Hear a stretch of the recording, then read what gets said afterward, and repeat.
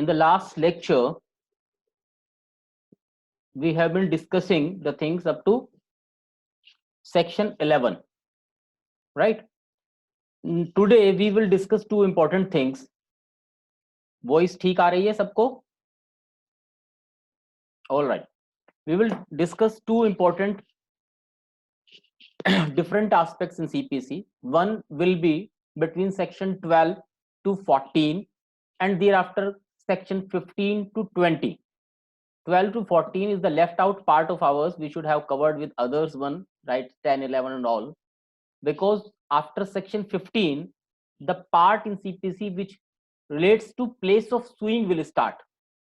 How the suit is to be instituted, where the suit is to be instituted, which court will have the jurisdiction to entertain it, and in what conditions it will have the jurisdiction to entertain the suit, or there is any bar on the court to entertain a suit or not, on the basis of jurisdiction or any other thing like cause of action. So we will start from section 12. Vipin, you will read out section 12.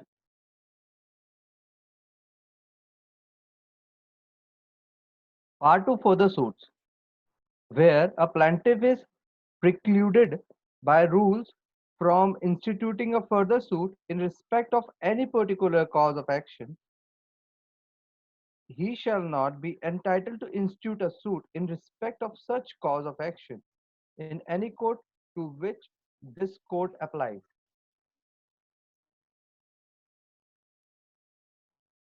Sir आपका sound नहीं आ रहा.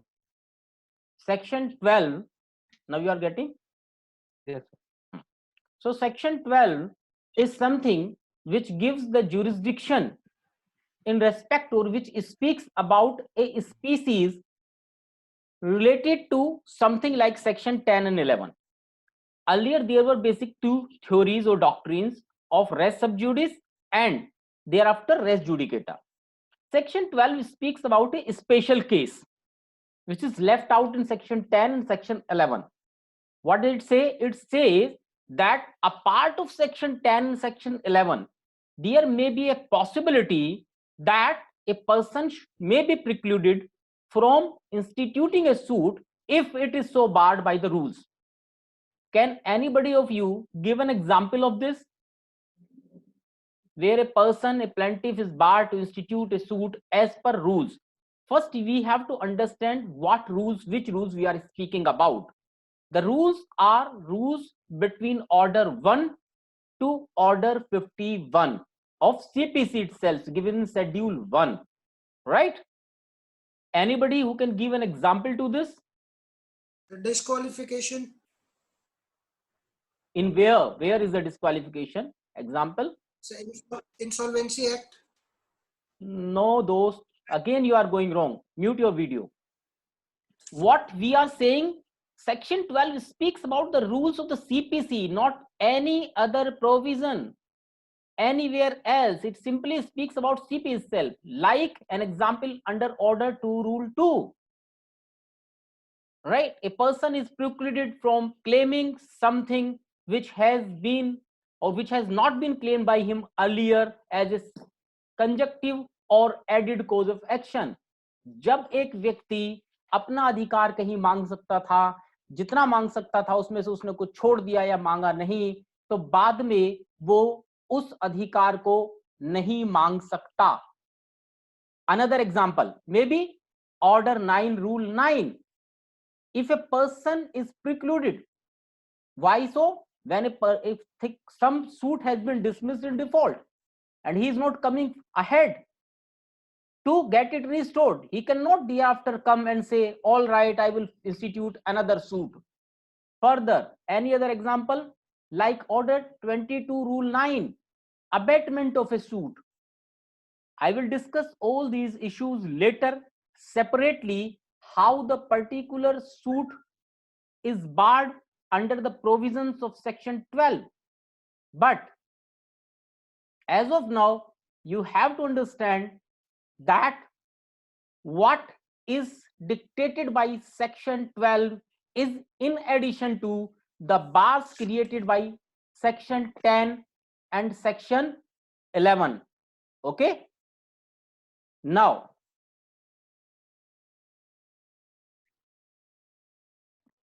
these are the provision for section.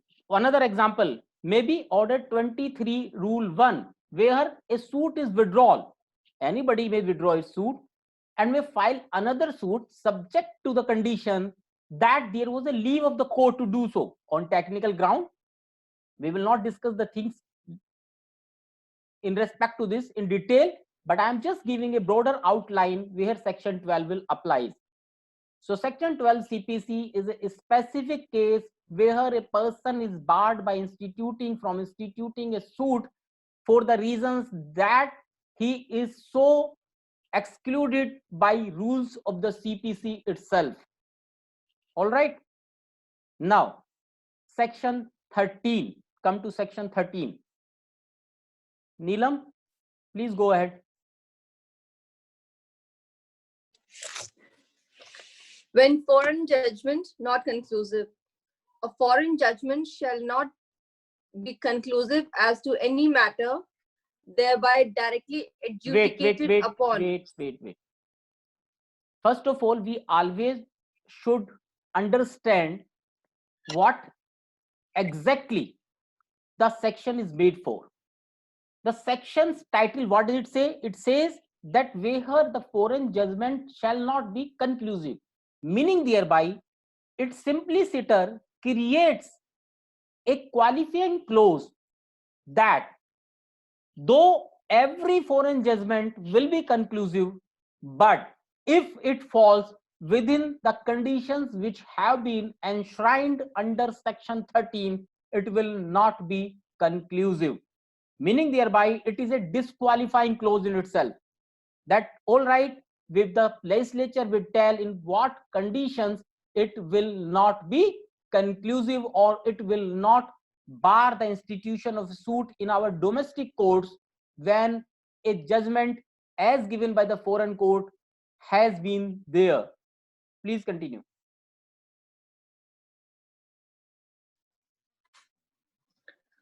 A foreign judgment shall not be conclusive as to any matter, thereby directly adjudicated upon between the same parties, or between parties under whom they or any of them claim litigating under the same title, except.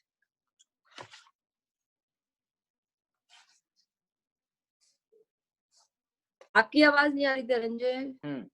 Now, before going further, what we have to understand is that, again, for the sake of repetition, the foreign judgment will be and shall be deemed to be conclusive. When it should be deemed to be conclusive? When it is between the same parties, when it has adjudicated the right which are now tried to be taken by the party same who was also involved in the earlier litigation before the foreign court in domestic forum of India. So what are the basic conditions for applicability of section 13? Number 1, it shall be deemed to be conclusive. Right तो foreign judgement अगर कहीं समझ में ना रहा हो तो raise your hands. Foreign judgement अपने आप में कंक्लूसिव माना जाएगा. पहली बात, राइट, कैसे कंक्लूसिव माना जाएगा? जब हम सेक्शन 13 को और आगे पढ़ेंगे तो वो बताता है कि इसकी रिक्विजिट है कुछ. कैसे कि एक व्यक्ति को अपने सामने कोर्ट के सामने इस बात को मानने के लिए कि वो कंक्लूसिव होना चाहिए, एक उसकी सर्टिफाइड कॉपी लगानी पड़ेगी. राइट. नंबर 3, अब प्रश्न ये उठता है, नाउ द क्वेश्चन अराइजेस, अगर कहीं भी कोई लैंग्वेज में दिक्कत है हिंदी या इंग्लिश में तो मुझे बता देना. Now the question arises that how and when and who will have the owners in respect to disposal of section 13 burden.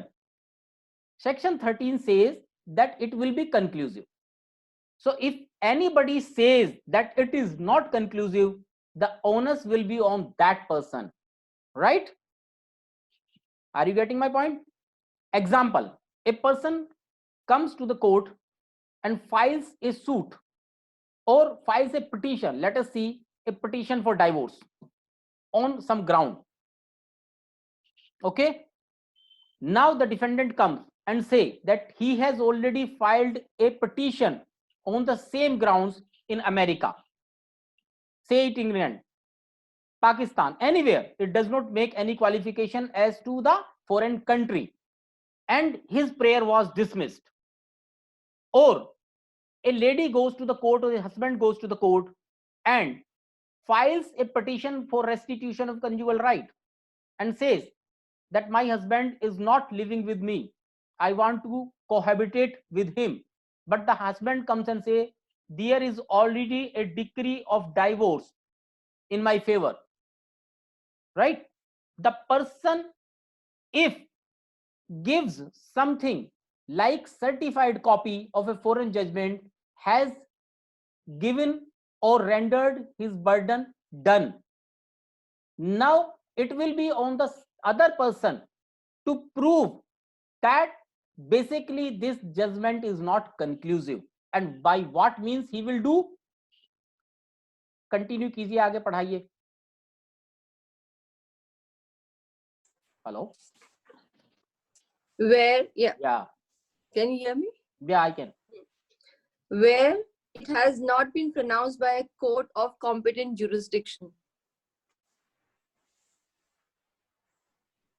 Further? Where it has not been given on the merits of the case. Hmm.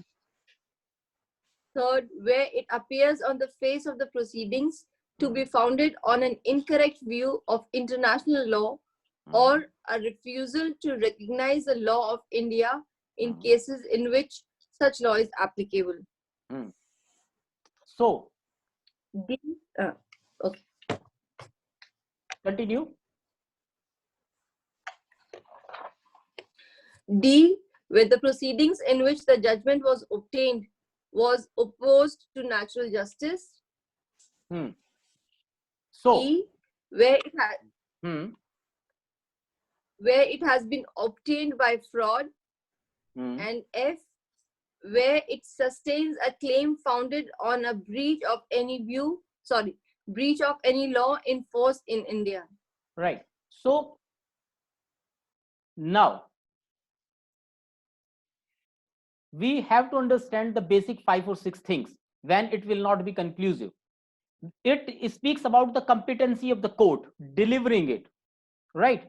Competency of the court is to be seen in way where a person has sought its remedy, not in the sense of our domestic law, where a person has filed a remedy before a court in foreign who itself was not having the jurisdiction as per their law, number one. Secondly, it speaks also about a situation where it has been obtained by fraud. उदाहरण के लिए एक आदमी ने divorce petition America के अंदर file की और कहा कि भैया ये मेरी बीवी है और हमारा इतने दिनों से जो अलग रह रहे हैं, हमारा तलाक करा दिया जाए. उन्होंने तलाक दे दिया. जब हिंदुस्तान में प्रश्न उठा तो बीवी ने कहा कि जिस ड्यूरेशन में तलाक लिया गया, मैं तो यहाँ प्रेग्नेंट थी और इस हॉस्पिटल में भर्ती, मैं तो अमेरिका कभी गई नहीं और इस व्यक्ति ने फ्रॉड किया है, राइट? तो फ्रॉड में भी एक ग्राउंड कि भाई मैं तो वहां थी ही नहीं, तो how it could have been possible that somebody could have taken divorce from me, or where it is found in some incorrect proposition of international law. जैसे डोमेस्टिक वायलेंस एक्ट हमारे हिंदुस्तान में बना, उसी तरीके से वर्ल्ड वाइड उसके ऊपर conferences होती हैं, कन्वोकेशंस होती हैं, उसके बाद डिसाइड होता है कि ये रीजंस होंगे, ये तरीके होंगे कि भाई औरत को नहीं सबजुडिकेट किया जाएगा इन क्रूरल्टीज के लिए. लेकिन वो जो कन्वेंशन थी उसको फॉलो ना करते हुए वहां कोई कानून बना किसी फॉरेन कंट्री में जो इंटरनेशनल लॉ के हिसाब से गलत था, तो वो भी कॉम्पिटेंट डिग्री नहीं मानी जाएगी. या ऐसी स्थिति हुई कि कहीं नेचुरल जस्टिस को फॉलो नहीं किया गया. कैसे? जैसे कि व्यक्ति कहीं पर इस तरीके का कानून था, ऐसी पोजीशन थी कि एक व्यक्ति को सुना नहीं गया, राइट टू बी हियरिंग नहीं दिया गया, एक्सपार्टी प्रोसीड कर दिया गया बगैर ये देखे कि सर्विस प्रॉपरली इफेक्ट हुई थी उस पर कि नहीं हुई थी. या जैसे कि हमारे यहाँ प्रॉपर सर्विस का एक तरीका, वहां भी एक प्रॉपर सर्विस का तरीका हो परंतु उसे फॉलो नहीं किया गया.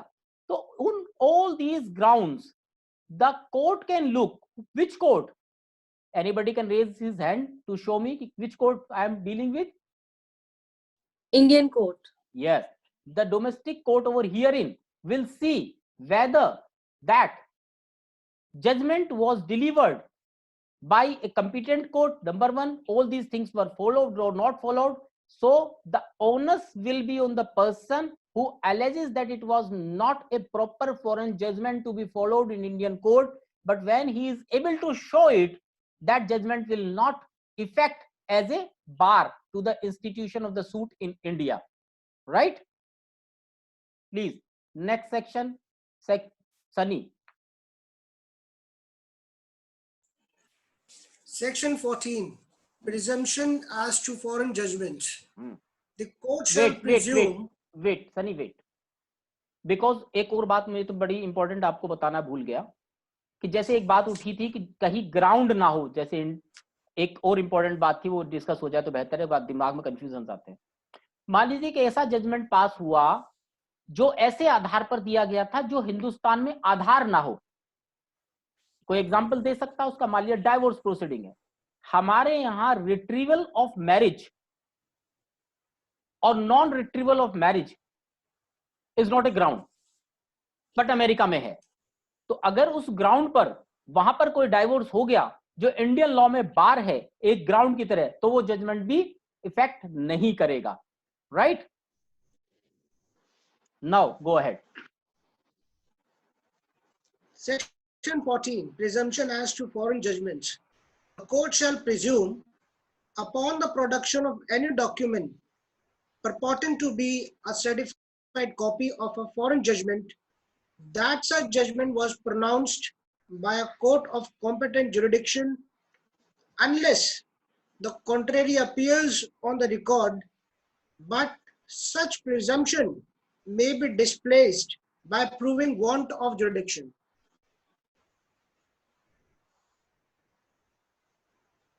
So now we have already discussed section 14. What I have already told just takes it further, that the presumption will lie in the favor of foreign judgment until unless it is proved by the person alleging it to be not competent. Right? So the onus will be on the person who is saying that this foreign judgment will not apply or will not bar his right to institute a suit or proceeding in Indian court, has to prove that it was not given by the competent court, and if until unless he proves so, it will be deemed that it was by a competent court. Right? So now we have dealt section 12, 13 and 14. These section 12, 13 and 14, now we will go ahead with section 15 to 20. Section 15 to 20 basically will be dealing about place of suing, and that is an entirely different scenario. So just give me a 2-minute break. Just कुछ गले में मुझे थोड़ा सा feel है, पानी P लेता हूं मैं. 2 मिनट मुझे एक चाय पीने दो. 2 मिनट में I am coming back with in a minute. Right? Please.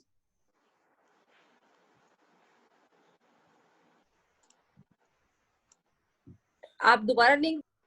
मैं दोबारा लिंक भेजता हूँ. Just give me a minute, मैं दोबारा देखता हूँ.